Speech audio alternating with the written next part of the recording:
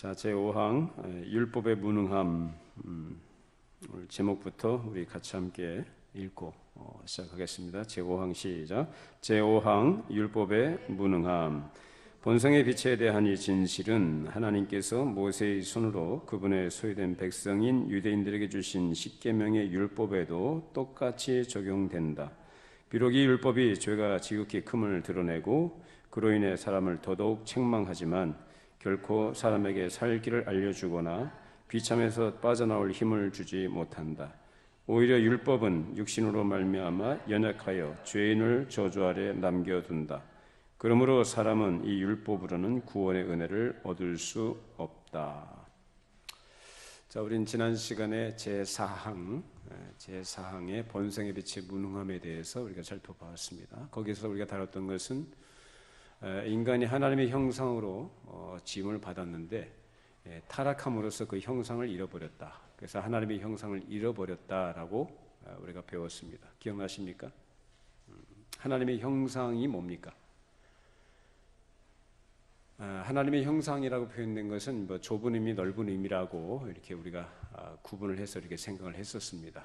그 넓은 의미에서의 하나님의 형상은 어떤 지적인 면, 도덕적인 면을 가리킨다고 했습니다.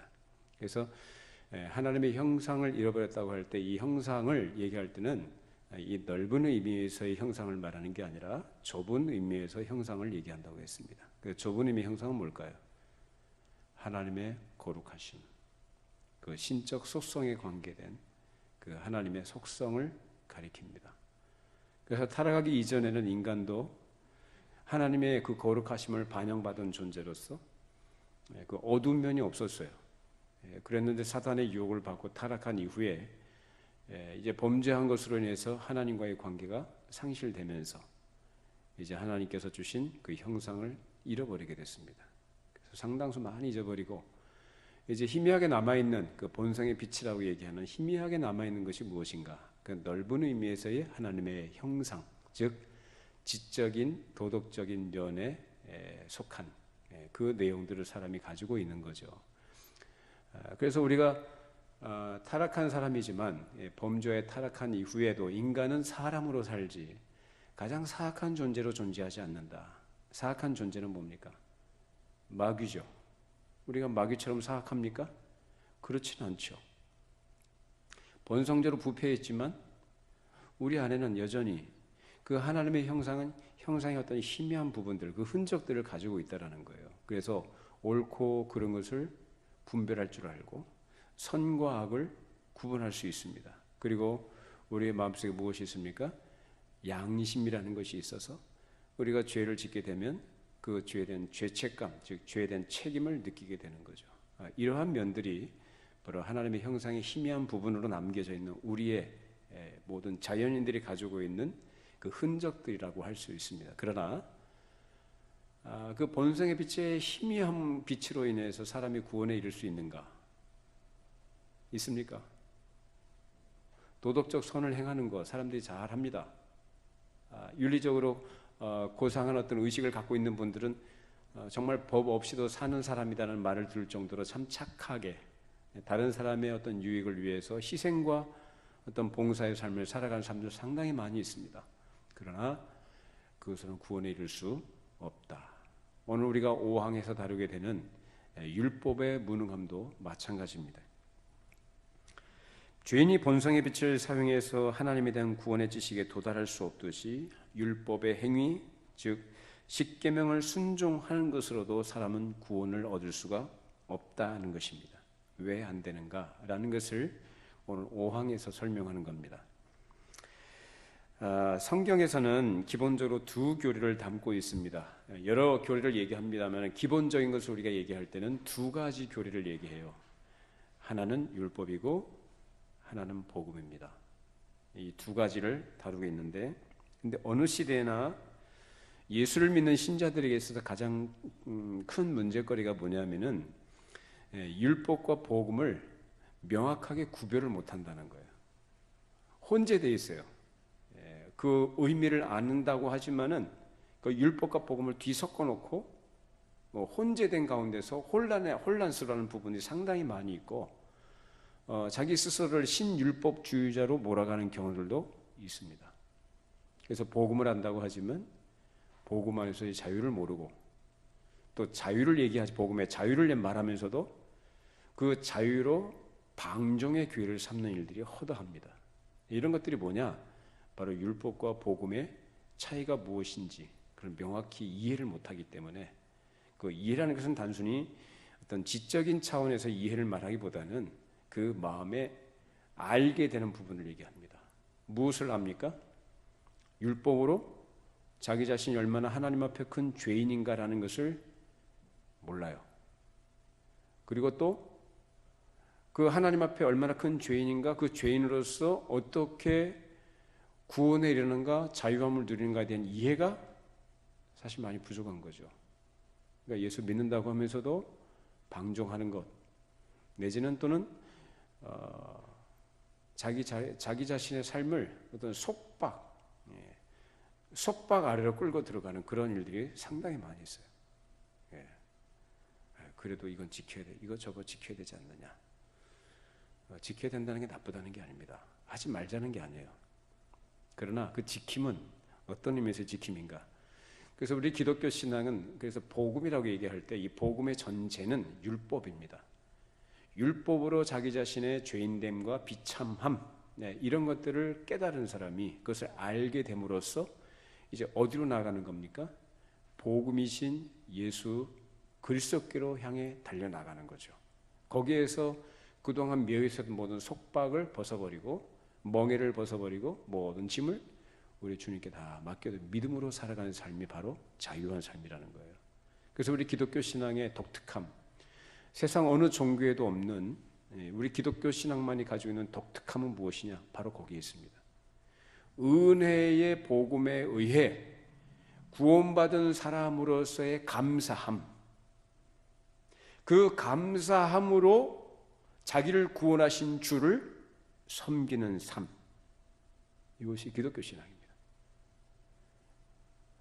사실 오늘 우리가 다루고자 하는 내용을 이렇게 한마디로 요약을 할 수가 있습니다. 근데 이것을 알기까지, 그래서 율법과 복음을 이제 혼동하고 있고 명확히 구별을 못한다, 그래서 어려움을 겪는다는 말씀을 드렸는데, 오늘 율법과 복음의 차이점이 무엇인가, 어떤 차이가 있는가, 어떤 특징을 갖고 있는가를 몇 가지로 나눠서 함께 살펴보도록 할 테니까 잘 귀를 기울여 보시고 여러분 마음에 그것을 정리를 잘 해두시기를 바랍니다. 자, 율법과 복음이라는 이 두 교리는 성경의 중요한 두 축이라고 할 수 있는데, 다른 모든 교리는 사실상 이 두 교리 어느 것 하나에 속하는 것입니다. 율법과 복음은 계시의 방식, 그리고 내용, 그리고 그 기능과 효과에 있어서 차이점이 있어요. 그래서 이 세 가지 부분을 여러분들이 오늘 함께 나누게 될 텐데 잘 귀담아 들어보시기를 바랍니다. 그러면 먼저 이 계시의 방식에서 이 율법과 복음은 차이가 있어요. 어떤 차이가 있는가? 자, 하나님께서 어떻게 율법과 복음을 사람에게 계시하시는가? 자, 먼저 율법을 얘기해 봅시다. 하나님께서 사람을 창조하실 때 무엇으로 창조하셨다고 했습니까? 하나님의 형상으로 창조했다고 그랬죠. 당신의 형상. 그래서 아까 말씀드린 것처럼 이 형상을 하나님 어떤 지적이고 도덕적인 측면, 그리고 어떤 인격적인 측면을 얘기하기도 하고, 그 다음에 하나님만이 가지고 계신 거룩한 속성, 그러니까 하나님만이 가지고 있는 고유한 속성, 그 거룩함, 영광됨, 영원하심, 뭐 이런 부분들을 얘기하는데, 자, 하나님의 형상으로 지음받았다고 할 때 여기서 말하는 이 형상으로 창조됐다는 의미를 우리가 살펴볼 때 그 형상은 어떤 형상이냐? 넓은 의미에서의 형상입니다. 자, 그렇다면 그것은 곧 사람이 창조될 때부터 그 사람 마음속에 무엇이 새겨져 있다는 얘기일까요? 뭐가 새겨져 있어요? 율법이 새겨져 있다는 얘기입니다. 도덕이 뭡니까? 도덕, 옳고 그름에 관한 어떤 그 의미를 나타내는 것이 바로 도덕이죠. 사람이 옳고 그른 것을 알아요, 몰라요? 알죠? 타락하기 이전에도 알았어요, 몰랐어요? 알죠? 타락한 이후에 알아요, 몰라요? 알죠? 그러니까 하나님의 형상으로 창조되었다는 이 표현 속에는 바로 사람이 그렇게 도덕적인 존재로 지음받았다. 즉, 그 마음에 하나님이 뭘 심어주셨다? 율법을 심어주셨다. 보통 우리는 율법을 얘기할 때 시내사에서 하나님께서 모세에게 주신 율법을 먼저 이렇게 연상하는 습관이 있죠. 물론 그게 틀렸다는 건 아니에요. 그러나 광의적인 의미에서 그 율법이라는 것은 시내사에서 모세에게 하나님께서 주셨다는 것뿐만 아니라 그 이전부터 앞서 말씀드린 것처럼 사람을 하나님의 형상으로 창조하실 때 이미 그 사람 마음속에 뭘 주셨다는 거예요? 율법을 심어주셨다는 겁니다. 어떤 차이가 있나 그럼? 모세에게 주실 때 그 율법은 단지 돌판에 써서 주신 것일 뿐, 그 이전부터 모든 사람들의 마음속에는 무엇이 있었다고요? 율법이 있었다라는 것입니다. 이해가 되시죠? 자, 그렇게 해서 아담이 범죄했을 때 율법이 마음에서 완전히 지워지지 않았던 것입니다. 그래서 죄책을 느끼고 옳고 그런 것을 판단하는 도덕적 감각을 그대로 가지고 있는 거죠. 그래서 따라서 율법이 설교될 때 가장 완고하고 악한 죄인이라도, 아주 거칠고 완고한 사람이라도요, 그 율법 설교를 들을 땐 그 마음에 뭘 느끼느냐 하면은 저 율법의 말씀이 옳다라는 것을 느껴요. 비록 자기가 인정하고 싶어 하지 않고 듣기 싫어는 하지만 그 마음속 깊은 곳에서는 그 옳다는 걸 인정합니까, 안 합니까? 인정합니다. 그러니까 굳이 이걸 가지고 굳이 이렇게 자세하게 설명할 필요가 없어요. 사실은 예를 들어서 우리가 신앙생활 할 때 예수를 믿는 신자로서 어떤 행동 내지는 어떤 세상에서 그 어떤 가치관을 또 수용하거나 따라가는 이런 문제에 있어서 그것을 해야 되느냐 말아야 되느냐, 왜 그래야 되는가 복잡하게 설명할 필요가 없습니다, 사실. 근데 사람들은 왜 그걸 자꾸 반발을 하고 설명을 요구하고 납득시켜달라고 하죠? 싫은 거예요, 그게. 자기는 뭘 하고 싶은 거예요? 마음대로 하고 싶은 거예요. 그래서 저도 어떤 경우에 그런 설명할 때가 있는데, 예전에는 그랬어요. 막 이거 이렇고 논리적으로 설명을 하려고 그랬어요. 왜 그래야 되지 말아야 되느냐. 물론 설득이나 설명이 필요한 부분이 있겠지만은 이미 마음에 딱 닿고 아예 그걸 거부하려고 마음을 먹고 있는 사람에게는 아무리 설명을 하고 논리적으로 얘기를 해도요, 반대하는 논리를 먼저 자기가 거기서 만들어 갖고 있어요. 자기 스스로를 합리화하고 그것을 수용해요, 안 해요? 안 합니다. 딱 한 가지 한마디 하면 됩니다. 네 양심이 알지 않느냐라는 거예요. 네 양심이 알지 않느냐? 솔직하게 말해봐. 네가 그걸 모르냐? 인정 안 할 수가 없어요. 다 인정해야 돼요. 겉으로는 뭐 아니에요 그래도 속은 안 그래요. 다 인정하게 돼요. 그것이 바로 사람 안에 무엇이 있다는 얘기예요? 하나님께서 율법을 넣어주셨다는 얘기입니다. 그런데 복음은 그렇지 않죠. 자, 복음은 하나님의 은혜와 자비를 드러내지만 그 자체로 설명이 필요 없는 게 아니에요. 이건 반드시 설명이 들어가야 돼요. 왜 복음이 필요하며 이것이 왜 복음이 되는가를 설명을 해줘야 된다, 그 말이에요. 하나님께서 사람을 지으실 때 율법을 마음에 새겨주셨지 복음을 새겨주시지는 않으셨습니다. 맞죠? 율법은 새겨주셨지만 복음은 그 당시에 심어주셨어요? 아니요, 심어주지 않으셨어요. 그래서 사도 바울이 뭐라고 얘기하냐면은, 자, 로마서 16장 한번 찾아보시죠. 로마서 16장 25절 27절 말씀.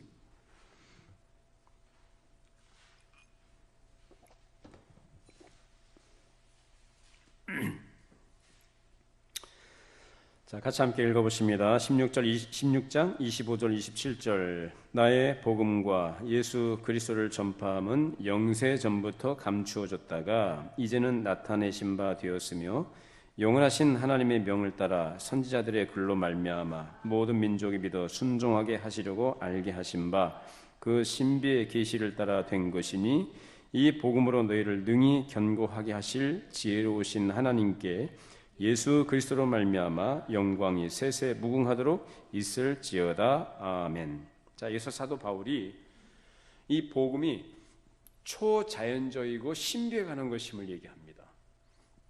즉 처음부터 사람에게 이게 새겨지거나 알려진 게 아니다 그 말이에요. 영원 전부터 어떻게 감추어졌던 것, 신비한 것, 초자연적인 것으로서 얘기합니다. 근데 이것이 어떻게 계시됐다 그래요?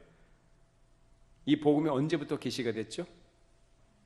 예수님께서 하나님의 아들이신 그분이 이 땅에 오셨을 때부터 계시가 된 겁니다. 믿으십니까? 그 이전에는 어떻게 됐다고요? 감추어져 있었던 신비다라는 것입니다. 초자연적인 것이다 그 말이에요.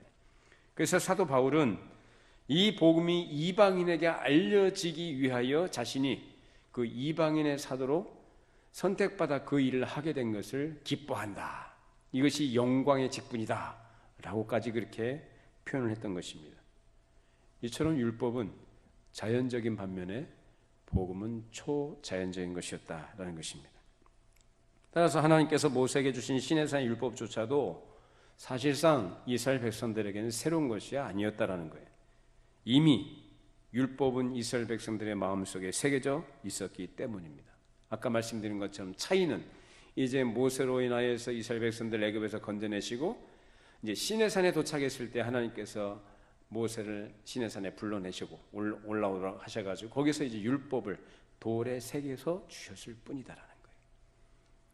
그러니까 이전부터 모든 나라의 모든 사람들, 고대 근동 그 당시에도 여러 나라의 현자들, 지식인들, 탁월한 능력을 가진 사람들, 식견과 분별과 통찰력을 가진 사람들 마음속에도 무엇이 있었다? 율법이 있었다. 네, 그런 사람들이 갖고 있는 그 율법, 그것을 가지고 구원에 이를 수 있는가? 아니요. 그런 것 가지고 구원에 이르는 건 아니에요. 그처럼 거짓 종교에서도 율법의 많은 부분들을 찾아볼 수가 있다는 겁니다.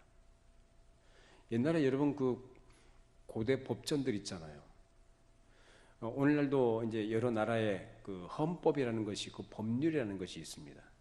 그 헌법과 법률이라는 것이 어디서부터 그 뿌리를 갖고 있는지 아십니까? 율법이에요. 칼빈도 그 얘기를 했었죠. 우리 기독교 강요 옛날에 우리 강의할 때 그 부분을 다뤘었는데, 우리나라 헌법도 모든 나라 미국이라든지 뭐 공산국가의 그 헌법이라는 것도 보면 북한에도 자유 뭐 인민민주주의 공화국이라고 하죠.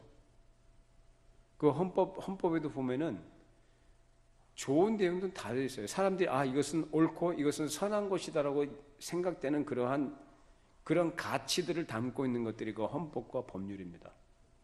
그 바로 율법으로 나온 것이다라는 거예요.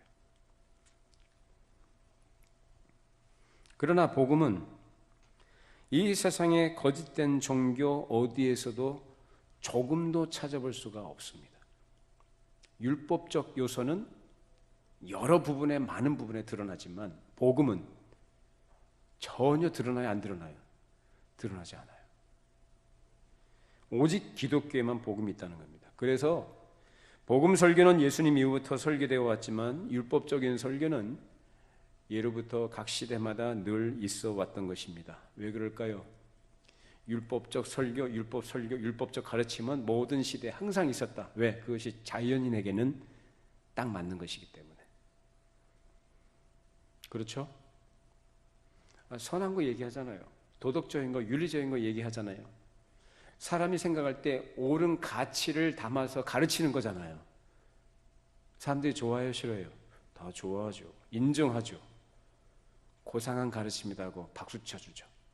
그러니까 자연인에게는 그건 맞기 때문에 그렇습니다. 그러나 복음은 본성상 사람에게 맞아요, 안 맞아요? 안 맞죠. 도무지 하나님의 은혜라는 것을 사람들은 받고자 해요, 안 받고자 해요? 안 받으려고 해요. 자기가 생각하는 인간의 어떤 도덕적 선행과 의지와 애씀과 분투하는 것과 어떤 고상한 가치를 추구해 나가는 것에 대해서는 사람들이 박수를 치고 그것에 호응을 하고 같이 하려고 하지만 아무 조건 없이 베푸시는 그 은혜라는 것에 대해서는 사람들이 거부감을 가지고 엉터리라고 여겨요. 어리석고 미련한 것이라고 얘기합니다. 바로 십자가의 도가. 그래서 멸망하는 자에게는 미련하고 어리석은 것이다. 그러나 우리를 구원하신 하나님의 능력과 지혜인 줄로 믿습니다. 누가 그것을 받는가? 사람은, 즉 자연인은 이 복음, 즉 은혜로 표현된 이 복음을 받아들이고 싶어해요? 안 받아들이고 싶어요? 안 받아들이고 싶어하죠. 우리 가장 가까이 있는 나와 같이 함께 생활하고 있는 가족들 가운데도 불신자들은 이 복음을 얘기하면 받아들여요, 안 받아들여요? 거부해요. 아주 적극적으로 반대하고 거스릅니다. 그게 바로 자연인들이 갖고 있는 본성입니다. 그러나 그런 자연인들에게 성령께서 역사하실 때, 그 마음에 받아들이도록 역사하실 때 비로소 그 마음에 하나님의 은혜를 받게 되는 것입니다. 그래서 성령께서 역사하지 아니하시면 그 어느 누구도 이 은혜의 복음을 받지 않습니다. 여러분, 예수는 믿으시죠? 정말로 믿으십니까? 여러분의 구원을 진실로 확신하십니까? 그것은 하나님께서 여러분에게 은혜를 주신 분명한 증거일 것입니다. 성령께서 믿게 하지 아니하시면은 아무도 이걸 믿을 수가 없는 거예요. 자, 두 번째로 그 내용적인 면을 살펴보자면 율법과 복음은 내용 면에서 다르다. 율법은 우리에게 무엇을 해야 되는지를 말해줍니다. 우리로 하여금 뭘 하라고 요구를 하는 거죠.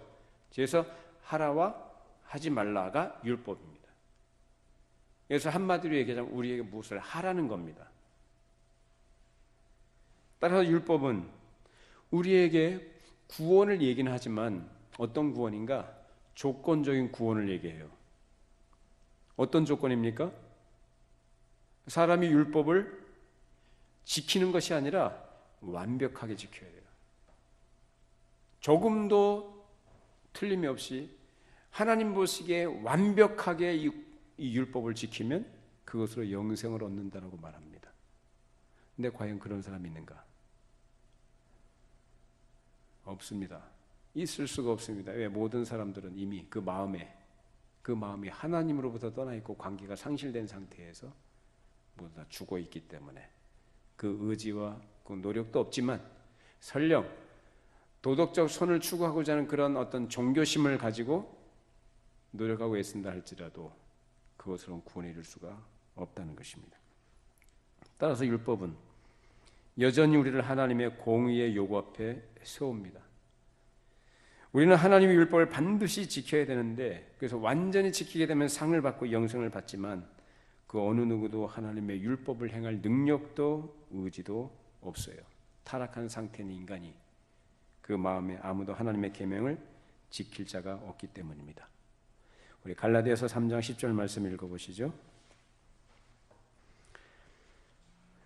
갈라디아서 3장 10절 말씀.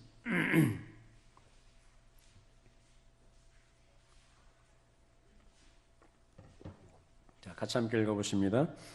무릇 율법 행위에 속한 자들은 저주 아래 있나니 기록된 바 누구든지 율법책에 기록된 대로 모든 일을 항상 행하지 아니하는 자는 저주 아래 있는 자라 하였습니다. 자, 여기 보면 율법 행위에 속한 자들은 저주 아래 있다. 왜 저주 아래 있는가? 율법의 행위로는 아무도 의롭다함을 받을 자가 없기 때문에 그렇다는 거예요. 그래서 누구든지 율법책에 기록된 대로 모든 일을 항상 행하지 아니하는 자는 어떤 자다? 저주 아래 있는 자다라는 거예요. 그래서 항상 완벽하게 행해야 되는 거예요. 완벽하게. 그래야만 저주 아래에서 벗어나는 거예요. 근데 그렇게 할 사람이 있습니까? 여러분 그렇게 할 수 있어요? 없어요, 아무도. 그렇기 때문에 그리스도 밖에 있는 모든 사람이 다 저주 아래에 있다는 것입니다. 우리가 그리스도 안에 있기 망정이지. 우리를 그리스도 안에 있게 해주셔서 망정이지. 그렇지 않았다면 저나 여러분이나 모두 다 하나님의 무서운 진노와 저주 아래 멸망을 기다릴 수밖에 없는 그러한 죄인으로 살아갈 수밖에 없습니다. 그러나 복음은 우리가 무엇을 해야 하는지를 말하지 않고 오히려 하나님께서 우리를 위하여 하신 일이 무엇인지를 말씀해 줍니다. 내가 무엇을 하는 게 아니라 하나님께서 우리를 위하여 하신 일이 무엇인지를 가르쳐 주는 것이 뭐라고요? 복음이라고요.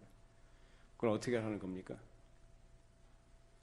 그 복음을 듣고 마음으로 믿고 의에 이르고 입으로 시인하여 구원에 이르도록 하시는 겁니다. 이것이 바로 복음입니다. 이처럼 복음은 우리에게 아무것도 요구하지 않습니다. 우리가 무엇을 해야 된다든지, 우리가 무슨 어떤 노력을 해야 된다든지, 우리가 어떤 것을 이루어야 된다든지 그런 것을 말하지 않고 오직 약속으로만 다가오는 것이 바로 복음이요. 그래서 어떤 약속입니까? 예수를 믿는 자들에게는 무엇을 주신다는 거예요? 영생을 주신다. 자, 우리 요한복음 3장 16절 우리 암송해 봅시다. 하나님이 세상을 이처럼 사랑하사 독생자를 주셨으니 이는 그를 믿는 자마다 멸망하지 않고 영생을 얻게 하려 하심이라. 이것이 약속입니다. 이것이 성경 전체를 요약해 놓은 복음입니다. 믿으십니까? 예수를 믿는 자는 뭘 얻는다? 영생을 얻는다. 믿음이라는 것입니다. 그러면 믿음은 우리의 행위 아닌가? 내가 믿어야 되니까 믿는 것의 어떤 행위라고 얘기하는 사람이 있는데 천만에요. 믿음은 우리의 행위라고 얘기하면 안 되는 것이고, 믿음은 하나님께서 우리를 구원하시기 위하여 마련해 놓으신 통로요, 도구요, 수단일 뿐이다라는 것입니다. 저번에 우리 튜브, 물에 빠진 사람에게 던져준 튜브 얘기해 드렸죠. 자, 그러면 내가 찬영이한테 어떤 다이아 그 반지를 내가 선물을 준다고 쳐요. 그럼 내가 찬영이한테 다이아 선물을 줄 때 그 다이아 선물을 내가 왜 줄까요? 찬영이한테 왜 줘요? 불쌍하니까 주죠. 거지니까 주죠. 거지니까. 지금 뭘 얘기하시는지 아시겠어요? 그럼 내가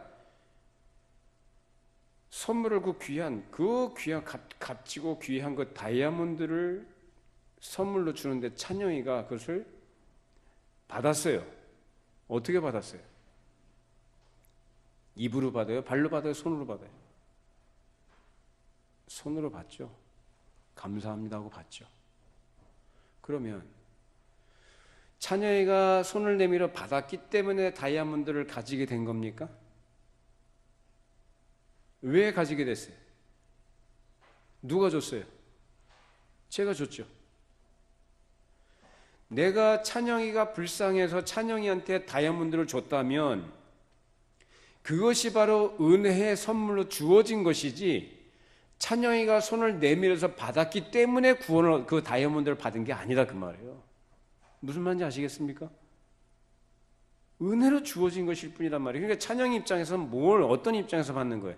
거지가 그 엄청난 값어치 있는 그 다이아몬드를 거지가 구걸하듯이 받는 거예요. 그게 무슨 공로가 되겠어요? 그걸 공로라고 얘기해요? 하나님께서 그리스도를 통해서 우리에게 주시는 구원의 선물을 믿음이라는 수단을 통해서 우리에게 주신다는 거예요. 은혜로 주어지는 것이지 내가 무엇을 해서 내 믿음이 좋아서 구원받는다고 말하는 건 아니죠. 여러분, 은혜로 받은 줄로 믿으시기 바랍니다. 은혜죠. 그러니까 그 은혜로 받았다는 걸, 그 사실을 정말로 바르게 이해하고 아는 사람이라면 그 마음에 무슨 마음이 들어요? 너무너무 고맙죠. 감사하죠. 거기서 무슨 자기 공론이 무슨 선행이니 행위니 무슨 자기 조건을 내걸고, 그런 사람들은 배은망덕한 사람이에요. 그리고 신앙생활을 한다고 하면서 그 은혜로 구원받은 자가 그 은혜에 대한 감사로 믿음의 반응이라는 것으로 하는 것이 신앙생활인데, 마치 자기가 무슨 적선하듯이, 자기가 무슨 시혜를 베풀듯이 이런 태도를 가지고, 이런 마음을 가지고 이렇게 하는 것은요, 이거는 은혜가 뭔지를 모르는 사람들이에요. 예, 그 사람의 공통적인 특징이 뭐냐면은 그 마음이 교만하다는 거예요. 그런 사람을 하나님이 제일 싫어하십니다. 하나님이 싫어하는 사람들 사람도 싫어해요. 근데 정말로 마음에 너무너무 고맙고 은혜가 감사해서 그 감사가 진실로 배어있는 사람은 사람과의 관계에 있어서도 항상 겸손한 모습으로 나와요. 우리 모두 그런 사람이 되기 바랍니다. 율법으로 도덕적으로 이렇게 해라 저렇게 해라 그 운동하자고 해서 하는 게 아니에요. 기독교 신앙은. 그래서 그 본성적으로 은혜를 받은 자로서의 어떤 변화된 그 마음으로부터 나오는 어떤 행실, 그 말과 행위와 어떤 가치를 추구하는 모든 것들이 성경의 가르침을 즐거이 따라가면서 살아가는 것이 바로 신앙생활입니다. 그렇지 않은 것은 그 마음에 스스로 율법의 종로로 다는, 그러니까 예수 믿는다고 하면서도 율법 아래 살아가는 사람들 허다하지 않습니까? 오늘날도 참 안 됐죠. 그런 분들 보면 참 너무 안타까워요. 복음을 들었다고 하면서도 복음이 뭔지도 모르고 은혜에 감사한다고 하면서도 그 자기가 뭘 감사한지도 모르고 감사하대요. 네, 그런 사람들은 자기가 잘 되면 더 감사한다고 하고요. 안 되면 왜 나에게 이렇게 하시냐고 하나님께 따지기나 좋아하고 그런다고요. 여러분, 성경의 가르침 믿으면 그거 아닙니다. 살든지 죽든지 주님 뜻대로 하십시오. 모든 주권이 우리 주님께 있습니다. 주 뜻대로 사용해 주십시오. 사나 죽으나 우리가 주의 것입니다. 이 고백으로 살아가요. 그런 사람들은 죽음으로부터, 즉 이 세상이 말하는 가장 강력한 힘이라고 얘기하는 거 죽음이잖아요. 그죠? 그래서 사람들이 제일 무서워하는 게 죽음 아닙니까? 그 죽음을 피하려고 사실은 그 인생을 마치 촛불이 안간힘을 쓰면서 마지막까지도 불을 밝히려고 하듯이 그 죽음을 모면하고 해서 일평생을 수고하면서 사는 것이 인생들 아닌가 이 말이에요. 거기에 평안이 있느냐? 없습니다. 자유함이 없고 평안이 없습니다. 정말로 예수를 제대로 믿는 사람은 그냥 찬양 뜨겁게 하고 또 박수치고 또 어떤 흥분이 고조된 상태에서 어떤 마음의 평강 그런 걸 말하는 게 아니고, 오히려 그 반대적인 상황 속에서도 복음의 가치와 그 은혜를 아는 사람들은 그 자유한 마음이 있고 영원한 약속에 대한 소망이 있고, 그리고 이 땅에 있는 동안에도 하나님이 내 아버지가 되시고 나와 함께 하심을 확실하게 믿기 때문에 그 믿음 안에 있는 사람들은 뭘 누리는가? 평안함과 자유함을 누립니다. 평안과 자유, 이것은 바로 복음 안에 있는 자들만이 누릴 수 있는 하나님의 복입니다. 이 복을 여러분들이 누리시기를 바랍니다.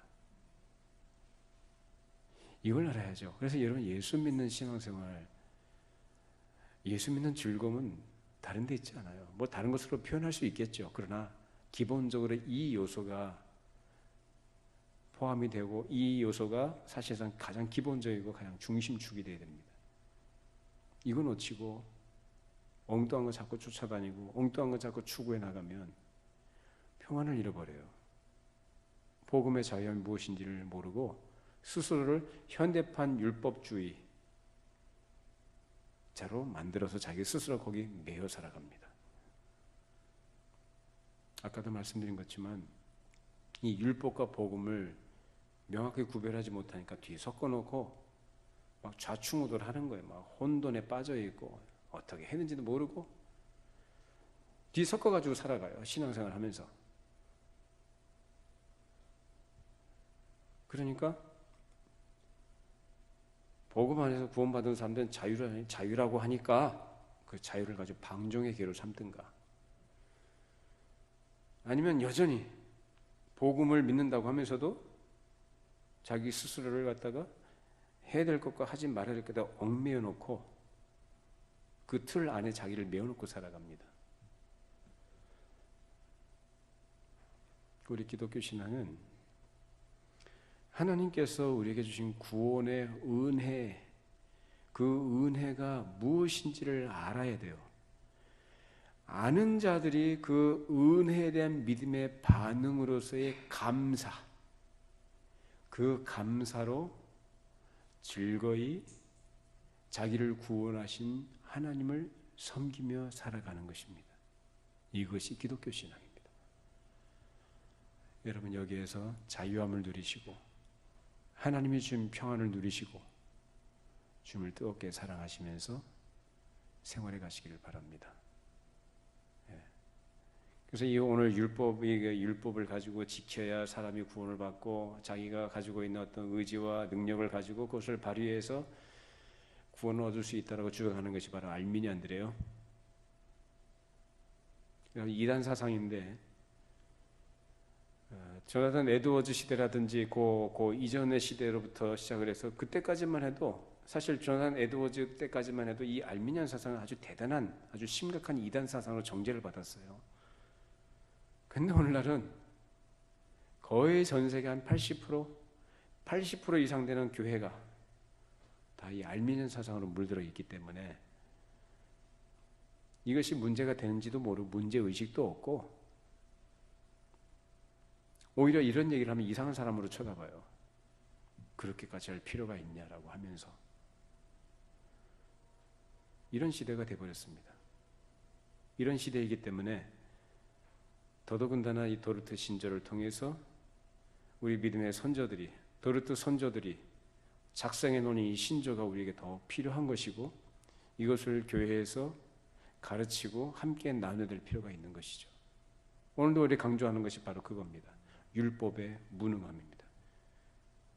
본성의 빛의 무능함도 마찬가지로 우리 마음에 새겨진 모든 자신들이 가지고 있는 그 율법적 사고, 율법적 생활, 율법의 행위 이런 것으로 구원에 이를 수 있는 것이 아니다라는 것입니다.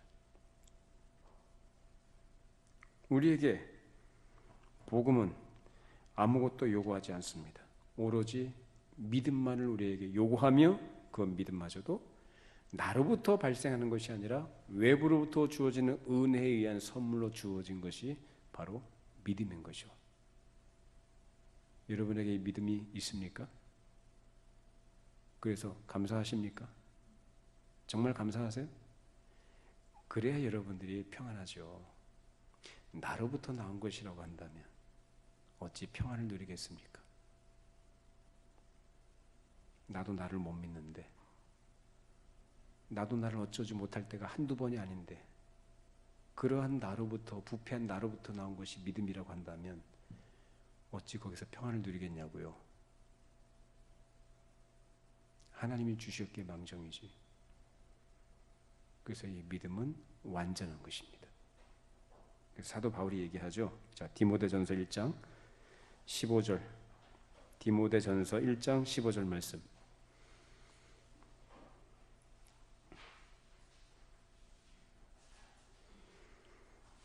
자, 같이 함께 읽어보시죠. 디모데전서 1장 15절입니다. 미쁘다 모든 사람이 받을 만한 이 말이요 그리스도 예수께서 죄인을 구원하시려고 세상에 임하셨다 하였도다. 죄인 중에 내가 괴순이라. 자, 미쁘다 모든 사람이 받을 만한 이 말이요 그리스도 예수께서 죄인을 구원하시려고 세상에 임하셨다 하였도다. 죄인 중에 내가 괴순이라.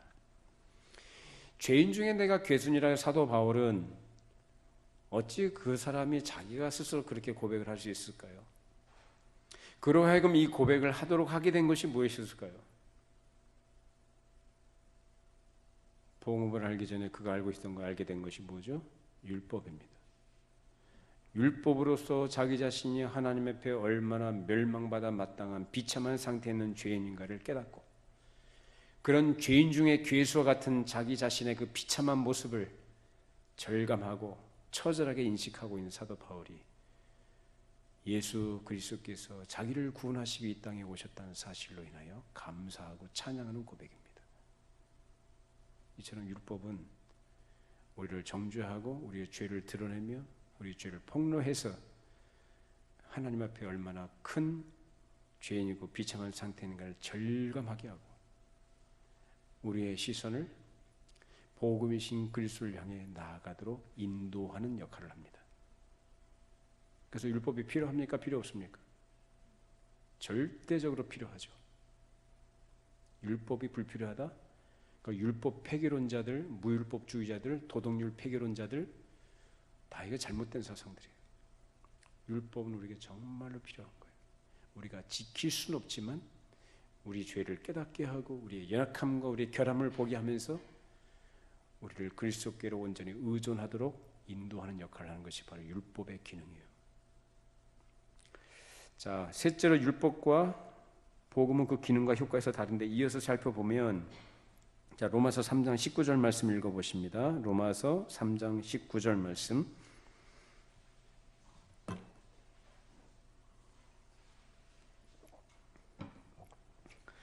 로마서 3장 19절 같이 함께 읽어보시죠.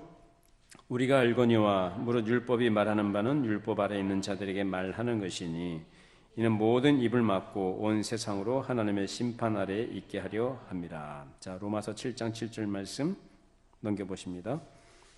로마서 7장 7절 말씀. 자, 같이 함께 읽어보시죠. 그런즉 우리가 무슨 말을 하리요? 율법이 죄냐? 그럴 수 없느니라. 율법으로 말미암지 않고는 내가 죄를 알지 못하였으니 곧 율법이 탐내지 말라 하지 아니하였더라면 내가 탐심을 알지 못하였으리라. 자, 이 율법을 해서 뭘 지금 안다는 거예요? 죄를 안다는 거예요, 죄. 그러면은 율법이 모세가 시내산에서 율법을 받기 이전부터 그러면 사람들이 죄를 몰랐느냐? 알았어요, 몰랐어요? 알았죠. 그것은 곧 하나님께서 아까 말씀드린 것처럼 하나님의 형상을 따라 사람을 지으실 때 사람의 마음 속에 하나님께서 뭘 심어주셨다? 율법이라는 걸 심어주셨다는 거예요. 그래서 율법은 이처럼 우리의 어떤 죄됨, 우리를 드러내고 폭로하고 죄가 무엇인지를 깨닫게 해서 우리를 하여금 어떻게 해요? 그 죄의 용서를 받고 벗어나는 길이 무엇인가? 그것을 이제 복음을 통해서 깨닫게 하시고, 그래서 성령께서 그 사람을 깨우쳐 주시고 회개케 해서 이제 그리스도께로 향하도록 인도해 가시는 것입니다. 이처럼 자신이 율법을 지킴으로써 죄의 용서를 받고자 하는 모든 시도를 그치고 오직 하나님의 은혜로 죄의 용서함 받고 자신의 불의가 덮어지기를 원하게 되는 것입니다. 이처럼 그리스도를 향해 나아가도록 율법은 그 기능을 하고 있는 것입니다. 그렇기 때문에 율법은 이 은혜의 복음의 필수적인 부분이요, 이 율법이 없이는 결코 복음의 가치나 예수 그리스도의 필요성을 알 수 없는 것입니다. 그렇기 때문에 항상 복음의 빛 아래에서 우리 모두 이 율법을 이해를 해야 하는 것입니다.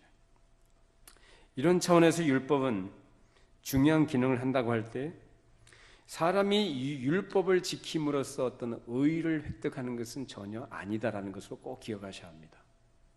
단지 율법은 뭐라고요? 우리의 죄를 드러내고 깨닫게 하고 그 비참함을 알게 해서 누구에게로? 그리스도에게로 나아가도록 한다라는 거예요. 내가 그것을 지킴으로써 어떤 의의를 획득하거나 구원에 이르는 것이 아니다라는 거예요. 오히려 그것이 하나님 앞에 정죄받을 죄입니다. 무엇을 함으로, 무엇을 지킴으로, 어떤 열심을 내므로써 그것으로서 하나님 앞에 설 수 있는 자가 아무도 없다라는 거예요. 그래서 항상 이것을 이 사실을 모르는 사람들은 항상 뭘 자꾸 하려고 하냐면 자기 열심을 내려고 그래요. 자기 열심.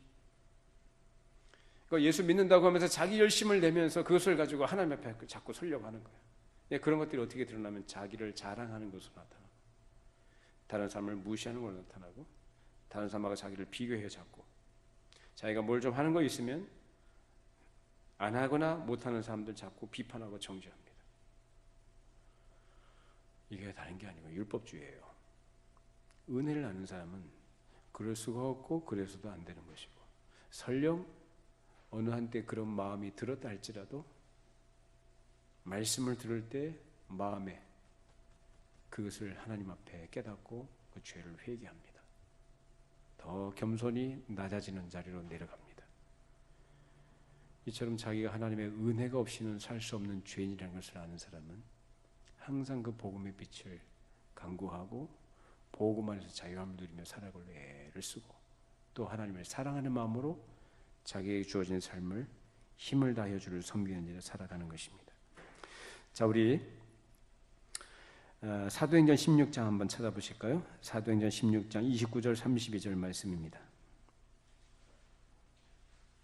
사도행전 16장 29절 32절. 자, 복음이 무엇인가? 마지막으로 정리하고 마치겠습니다. 사도행전 16장 29절 32절 말씀입니다. 자, 같이 함께 읽어보시죠. 간수가 등불을 달라고 하며 뛰어들어가 무서워 떨며 바울과 실라 앞에 엎드리고 그들을 데리고 나가 이르되 선생들이여 내가 어떻게 하여야 구원을 받으리까 하거늘 이르되 주 예수를 믿으라 그리하면 너와 내 집이 구원을 받으리라 하고 주의 말씀을 그 사람과 그 집에 있는 모든 사람에게 전하더라. 빌립보 감옥에 있는 바울과 실라가 기도할 때 이 옥문이 열렸죠. 그때 죄수들이 다 도망간 줄 알고 간수가 자기 스스로 자결하려고 하죠. 자결하려고 할 때 무서워 떨면서 내가 어떻게 해야 구원을 얻으리까? 사도 바울이 너 하지 마라. 그러니까 내가 어떻게 해야 구원을 받겠습니까? 사도 바울이 거기서 전한 복음이 뭐죠? 그 공포와 두려움과 불안과 염려 속에 좌절감 속에 떨고 있는 죄인에게 주 예수를 믿으라. 믿으라고 합니다. 그리하면 너와 내 집이 구원을 받으리라. 믿는 거지 뭘 하라고 하지 않아요. 그래서 복음은 우리 죄인들을 위로하는 말씀이고 우리를 격려하는 말씀이고 우리를 살리는 말씀인 줄로 믿습니다. 율법은 즉 도덕은 사람 죽여요. 사람 살리는 게 아니에요. 도덕은 그건 선하고 좋은 것이긴 하지만 그것으로 사람이 사는 건 아니다 그 말이에요. 오히려 사람을 정죄하죠. 사람을 죽이는 거예요. 도덕이 거긴 생명이 없어요. 그러나 복음은 사람을 살립니다. 은혜로 주어진 이 구원에 죄인을 초청하는 것이 바로 복음이요. 사도 바울이 그 간수에게 전했던 복음이 바로 우리에게도 동일한 복음인 줄로 믿습니다. 이 복음을 믿고 예수를 믿고 여러분이 구원을 얻으시고 여러분의 집과 여러분의 삶이 하나님의 거룩하신 영광과 그 은혜가 드러나는 현장과 그런 내용들로 채워지기를 간절히 바랍니다. 기도하겠습니다. 걸어가시고 자비로우신 하나님 아버지, 율법의 무능함이라는 주제로 오늘 귀한 말씀을 전하게 하시고 함께 나누게 해주심을 감사를 드립니다. 사람이 무엇을 행함으로 무엇을 지킴으로 어떤 조건을 채움으로써 구원에 이를 수 있는 것이 아니라 오로지 예수 그리스도를 믿는 믿음으로서만 하나님 앞에 의롭다함을 얻게 됨을 저희들이 살펴보았습니다. 이 율법이 얼마나 사람을 정죄하고 얼마나 비참하게 하는지 또 그 비참한 가운데 깨닫게 하는 그 은혜 안에서 복음의 빛을 비추어 주시고 죄인들로 하여금 생명을 얻도록 하나님께서 마련해 주신 이 구원의 도리를 함께 나누어 싸우니 우리가 주 앞에 서는 그날까지 우리에게 주신 이 복음의 가치와 이 복됨을 알게 해주시고 이 복음으로 우리를 낳으시고 우리를 양육해 가시는 성령님의 인도하심과 감화하심과 역사하심에 늘 겸손히 순종하며 믿음으로 의지하며 하나님만 전적으로 바라보고 하나님을 섬기는 충성된 종들의 삶이 되게 하여 주시옵소서.